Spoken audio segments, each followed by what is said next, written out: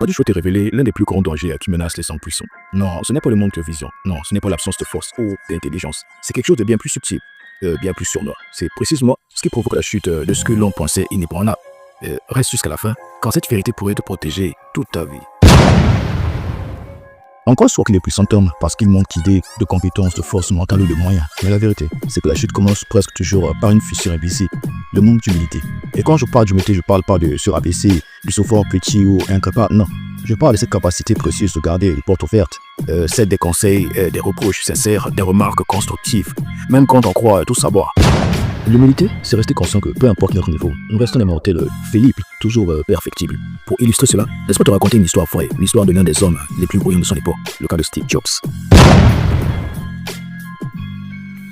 Steve Jobs était un génie visionnaire, charismatique, créateur d'Apple. Son éloquence, sa force de conviction était telle qu'il pouvait rallier n'importe quelle société. Ben voilà. Dans les premières années d'Apple, ce génie était aussi connu pour son arrogance, son intransigeance, son refus d'écouter. Il croyait détenir seul la vérité. Il rejetait les conseils de ses collaborateurs. Résultat, il a été effacé sa propre entreprise en 1985. Humilié, brisé, vidé de son pouvoir. Mais ce qui a fait de lui une légende, c'est qu'il a compris, il a changé, il a réappris l'humilité, il a reconnu ses failles. Et c'est en revenant des années plus tard, transformé, capable d'écouter, de s'entourer, d'accepter les critiques, qu'il a bâti l'Apple qui a révolutionné le monde.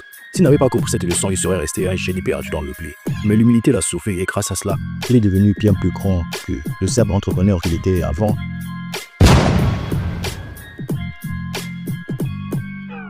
Le vrai pouvoir ne réside pas dans la grandeur que le monde voit, mais dans la capacité de garder en soi une oreille attentive, un esprit ouvert, une place pour la remise en question. Le drame de beaucoup d'hommes puissants, dirigeants, artistes, prédicateurs, politiciens, créateurs, c'est qu'ils développent ce que j'appelle la maladie du prédicateur. Ils parlent sans cesse, mais ils n'écoutent plus. Ils conseillent tout le monde, mais rejettent la moindre correction. Et c'est précisément là que la fissure commence, jusqu'à l'effondrement final. Rappelle-toi ceci. Tant que tu gardes l'humilité, tu es protégé. Tant que tu la perds, même les empires que tu bâtis peuvent s'écrouler. Peu importe ta grandeur, ta réussite, ton influence, n'oublie jamais. L'homme véritable puissant est celui qui accepte d'être corrigé. Si ce message t'apparaît, apprends-toi parce que ce genre de vérité peut changer une vie.